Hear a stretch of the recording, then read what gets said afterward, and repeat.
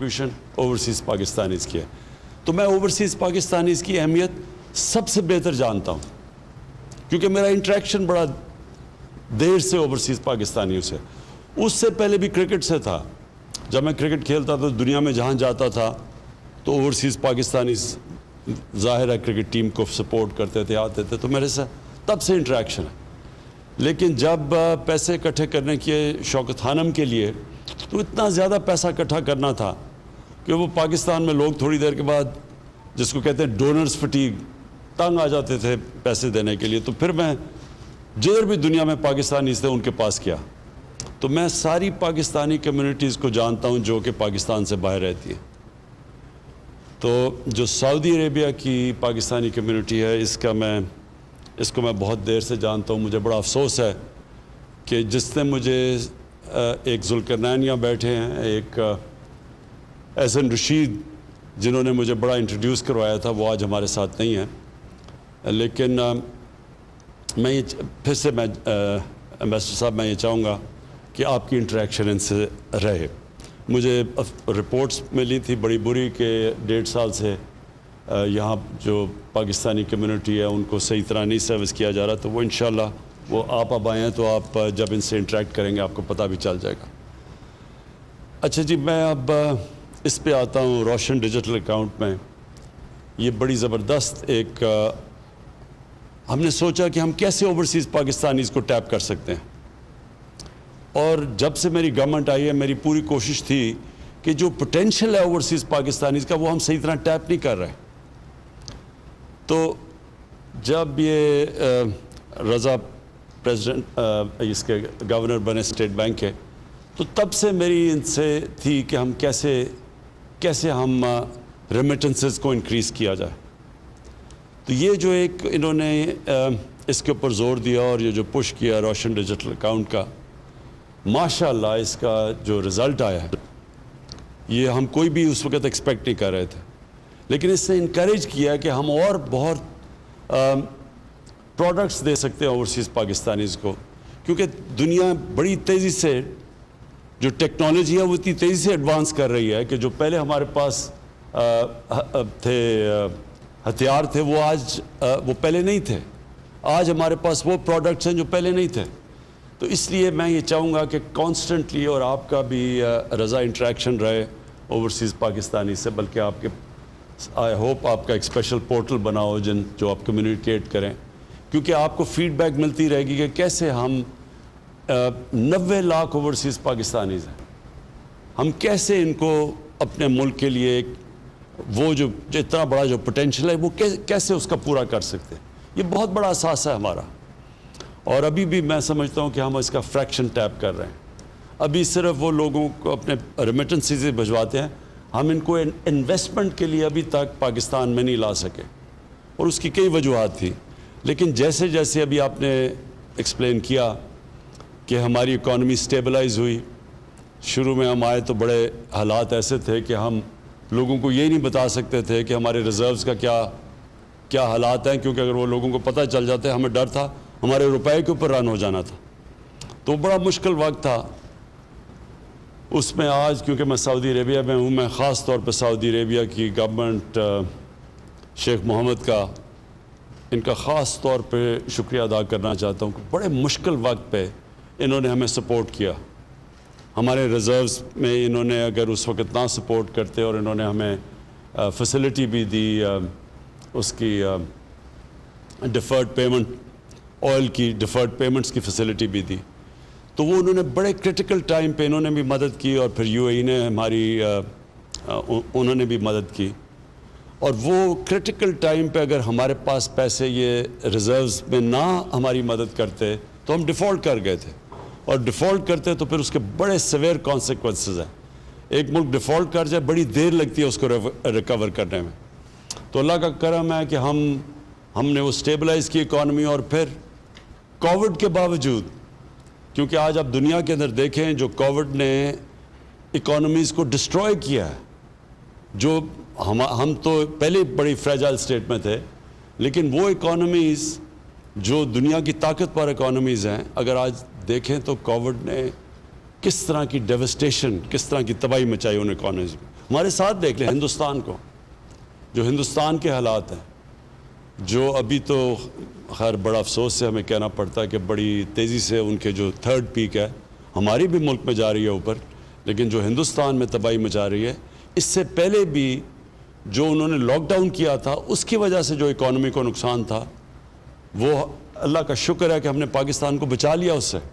ہمارا وہ چند ملکوں میں سے ہے ہمارا ملک جو کووڈ کے اندر ہم نے بڑی مشکلوں سے نیویگیٹ کیا۔ ایک طرف بچانا تھا اپنے لوگوں کو کرونا سے، لیکن دوسری طرف اکانومی کو اور لائیولی ہوڈس کو بھی بچا گئے، اور اس سے ہم وہ ملک ہیں جس نے اپنے ملک کو نکال لیا۔ اور جب کہ اور ہمارے نیبرز کی ایکسپورٹس گر رہی تھیں، پاکستان کی ایکسپورٹس بڑھنی شروع ہو گئی اور ہماری اکانومی اوپر جانا شروع ہو گئی۔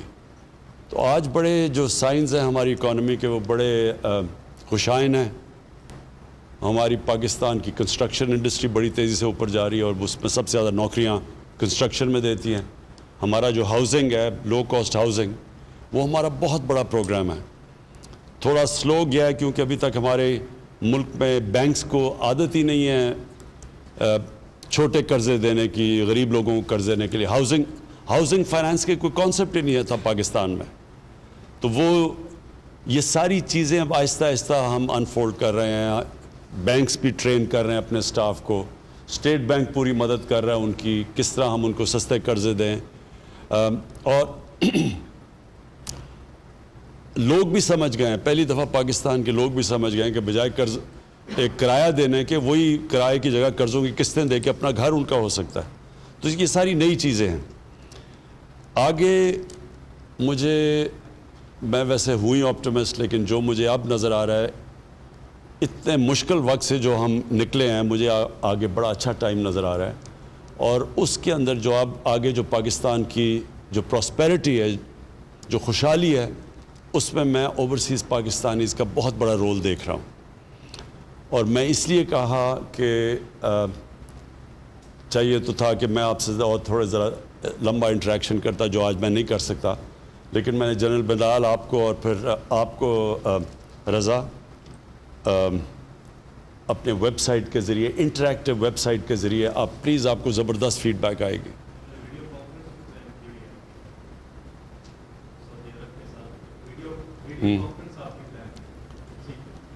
سو اینی وے، ہم یہ آپ سے انٹریکشن آگے رہے گا۔ میں آخر میں بڑا خوش ہوں کیونکہ ہمیں ایک تو ہماری بڑی سعودی عربیہ کی ٹرپ تھی اور بڑے ہمارے تعلقات اور مضبوط ہم نے کیے ہیں۔ ہمارے لیے بہت امپورٹنٹ ہے سعودی عربیہ پاکستان کے لیے، صرف اس لیے نہیں کہ ہماری ایک ایموشنل اٹیچمنٹ ہے سعودی عربیہ کے ساتھ، اس لیے بھی کہ انہوں نے ہمیشہ ہمارے ساتھ مشکل وقت پہ کھڑے ہوئے ہیں۔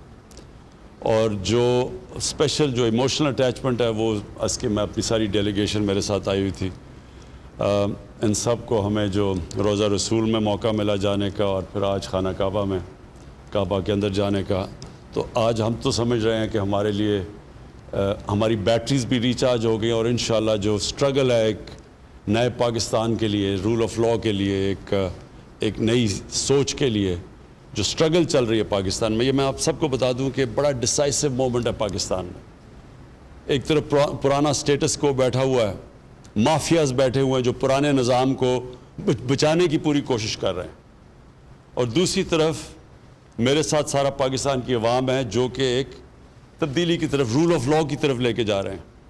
یہ اصل میں سٹرگل ہے رول آف لاء کی، اور یہ اوورسیز پاکستانیز کو خاص طور پہ پتہ ہے، اور جو بھی امریکہ میں، یورپ میں جو ہمارے اوورسیز پاکستانیز ہیں۔ دیکھیں، فرق صرف معاشروں میں یہ ہے کہ معاشرہ صرف وہ آگے جاتا ہے جدھر قانون کی بالادستی، یعنی کہ قانون کی حکمرانی ہو۔ جس معاشرے میں طاقت کی حکمرانی ہوتی ہے وہ کبھی آج تک ترقی نہیں کیا۔ ایک طرف ہے انسانیت کا نظام اور انصاف کا نظام، اور دوسری طرف ہے جنگل کا نظام۔ طاقت کی بالادستی، مائٹ از رائٹ، وہ کبھی بھی اس ملک کے اندر پراسپیرٹی نہیں آتی۔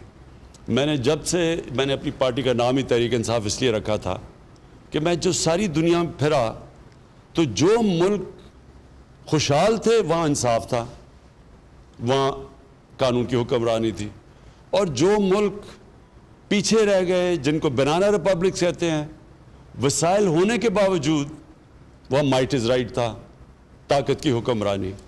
اور یہ ہے سٹرگل اس وقت پاکستان کی. یہ بڑی ڈیسائسو مومنٹ ہے، اور کیونکہ اوورسیز پاکستانیز میری سب سے بڑی سٹرینگتھ رہے ہمیشہ، تو وہ یہ سمجھتے ہیں، کیونکہ ان کو زیادہ سمجھ اس لیے کہ ان کو باہر جانا پڑتا ہے نوکریاں لینے کے لیے. اپنے ملک سے بڑا مشکل ہوتا ہے باہر جانا، کیونکہ ملک میں ہم ان کو وہ موقع نہیں دے سکتے. تو وہ زیادہ تر پاکستان کو انتظار کر رہے ہوتے ہیں کہ کس طرح ان کا ملک ٹھیک ہو. وہ چاہتے ہیں کہ ہمارا ملک بھی باقی ملکوں کی طرح اوپر ایک عظیم ملک بنے، جو آج سے 40-50 سال پہلے جا رہا تھا تیزی سے اوپر بننا. تو میں صرف آپ کے لیے یہ آخر میں یہ کہنا چاہتا ہوں کہ یہ ہے پاکستان کے ڈیفائننگ مومنٹس. ایک طرف ہے پرانا سٹیٹس کو، مافیاز جو ایک کرپٹ نظام سے سارے فائدہ اٹھا رہے ہیں اور سب اکٹھے ہیں. دوسری طرف ہے پاکستان کی عوام اور ہماری گورنمنٹ جو کہ ایک چینج کے لیے لڑ رہی. اور یہ جو چینج ہے، یہ چینج کو اب کوئی نہیں روک سکتا. روک اس لیے نہیں سکتا کہ جو ملک کے اندر اس وقت اویئرنیس ہے، جو ایشوز سمجھ گئی ہے قوم، یہ کبھی پہلے ایسی سمجھ نہیں تھی. اور یہ اس کی بہت بڑی وجہ سوشل میڈیا. سوشل میڈیا اگر آپ جو ٹریڈیشنل میڈیا ہے اس کو اگر آپ خرید بھی لیں، اس میں پیسے بھی خرچ کر لیں، سوشل میڈیا کو کوئی نہیں روک سکتا. اور اس میں اتنی تیزی سے انفارمیشن اب ٹریول کرتی ہے، جو نوجوانوں کے پاس وہ نالج ہے جو کبھی پہلے تھی نہیں.